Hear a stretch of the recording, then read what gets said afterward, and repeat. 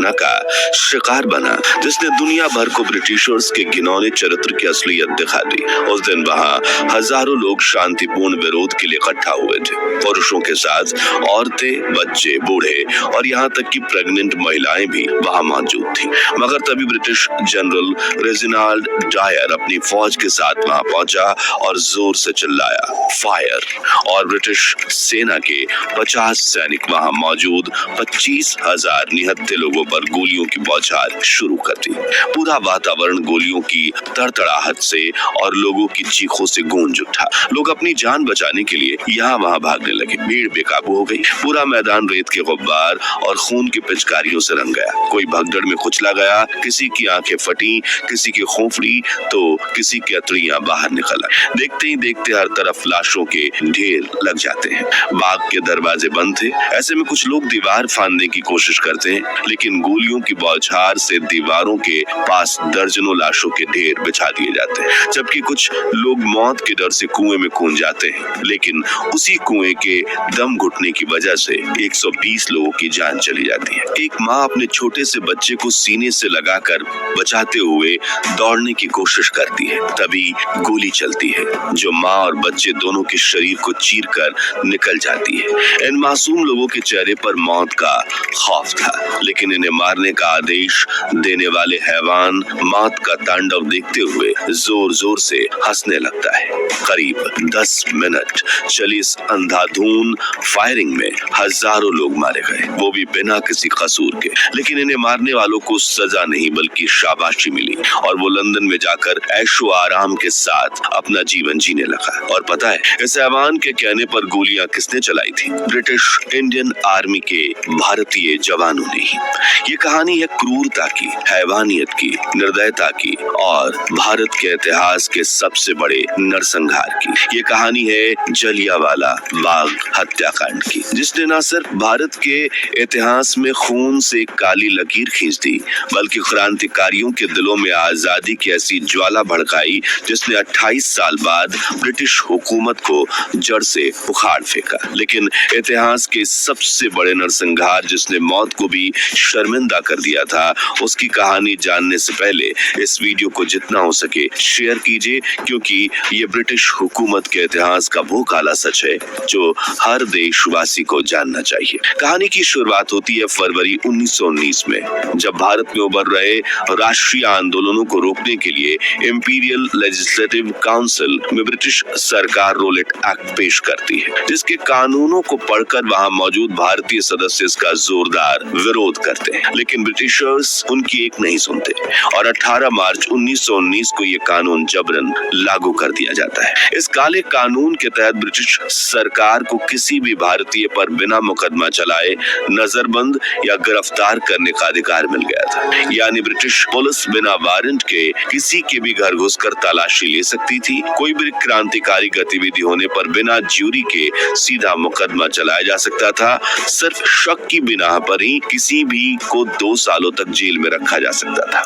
इसके अलावा अखबारों पर पाबंदी लग गई और सभा, भाषण और भीड़ इकट्ठा करने पर भी रोक लगा दी गई। कुल मिलाकर ब्रिटिश राज की तानाशाही सरकार ने देशवासियों से अपील, वकील और दलील करने के तीनों अधिकार छीन लिए थे, जिससे भारतीयों में ब्रिटिश सरकार के खिलाफ आक्रोश जाग गया था। और 8 अप्रैल के दिन महात्मा गांधी के नेतृत्व में देश भर में ब्रिटिश सत्ता के खिलाफ आंदोलन शुरू हुए। रोलेट सत्याग्रह के नाम से जाने जाने वाले इस आंदोलन में गांधी जी का साथ दिया Rajendra Prasad, GB Kripalani, Vallabh Bhai Patel, Jawaharlal Nehru, Rajagopalachari, Hakim Ajmal Khan, doctor Ansari, doctor Saifuddin Kitchlew, doctor Satyapal और स्वामी श्रद्धानंदा जैसे महान लीडर्स ने। जब देश भर में विरोध प्रदर्शन शुरू हुए, लेकिन इस विरोध की सबसे तेज आग लगी पंजाब में, जहां हिंदू, मुस्लिम, सिख और ईसाई एकता ने ब्रिटिश हुकूमत की नींदें उड़ा दी।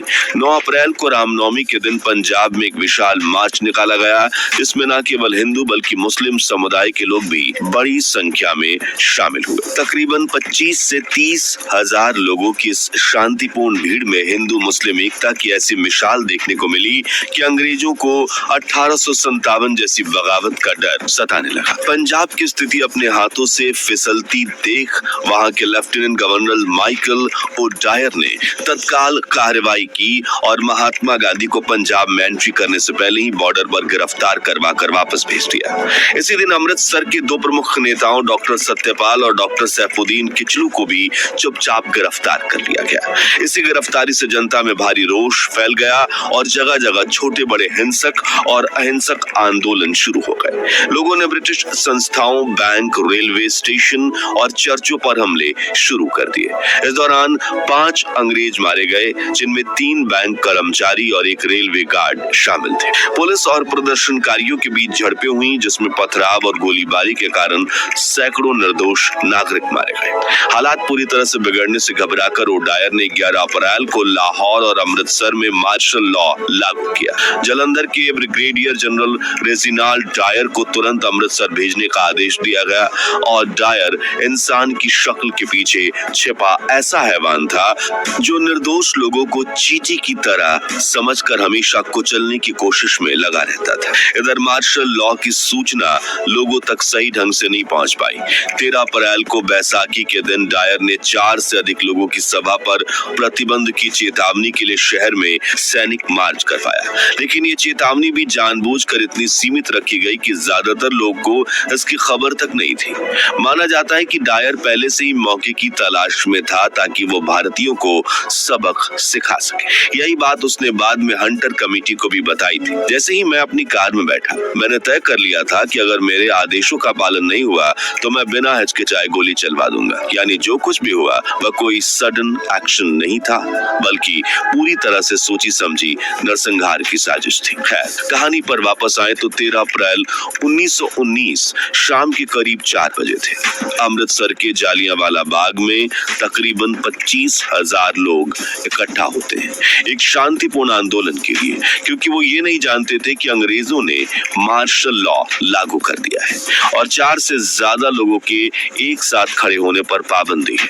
मगर यहाँ तो हजारों लोग थे, शांतिपूर्ण, निहत थे और कुछ तो अपने मासूम बच्चों को गोद में उठाए हुए, जो इस बात से अनजान थे कि कुछ मिनटों बाद ये सभी लोग ऐसे नरसंहार का शिकार होने वाले हैं जो भारत के इतिहास को उनकी चीखों और खून के छींटों से रंग देगा। इधर 1.5 घंटे बाद यानी कि 5:30 पर अमृतसर की सड़कों से गुजरती 2 बख्तरबंद गाड़ियां एक तंग गली के सामने आकर रुकती हैं। गली इतनी संकरी थी कि गाड़ियों को वहीं रुकना पड़ा। पहली गाड़ी से बाहर उतरते हैं जनरल रेजिनाल्ड डायर, साथ में मेजर मॉर्गन ब्रिग्स और 2 अंगरक्षक एंडरसन और पीसी।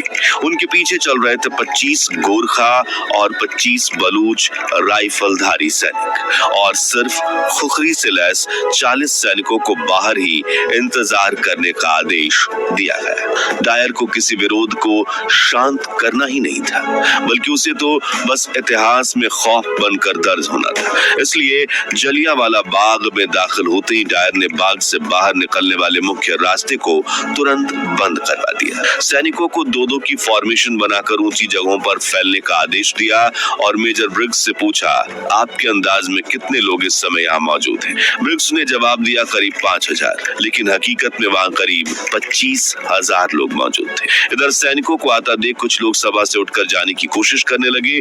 तभी भीड़ में से आयोजक हंसराज चिल्लाया, अंग्रेज गोली नहीं चलाएंगे, अगर चलाएंगे तो शायद खाली गोली होगी, इसलिए शांति बनाए रखो। मगर उन्हें क्या पता था कि डायर के इरादे सिर्फ गोलियों से नहीं, हत्याओं से रंगे हुए थे।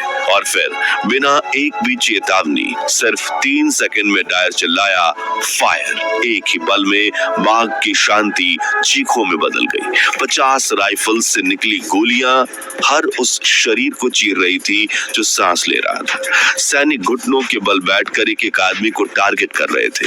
एक भी गोली बेकार नहीं जा रही थी। डायर ने चीख कर आदेश दिया, सबसे घनी भीड़ वाली तरफ फायर करो। और अब बंदूकें सिर्फ तभी रुकती जब वे रिलोड की जा रही होती। और ये गोलियां चलाने वाले ज्यादातर सिपाही थे ब्रिटिश इंडियन आर्मी के भारतीय सैनिक, जिनकी फौज ज्वाइन करने के पीछे क्या मजबूरी रही होगी ये तो हम नहीं जानते, लेकिन इस तरह अपने लोगों पर ही गोलियां चलाना किसी क्रूरता से कम नहीं था। गोलियों की बौछार होते ही हर दिशा में भगदड़ मच गई। लोग भागने लगे, लेकिन कोई रास्ता नहीं था क्योंकि दरवाजा तो पहले ही बंद हो चुका था।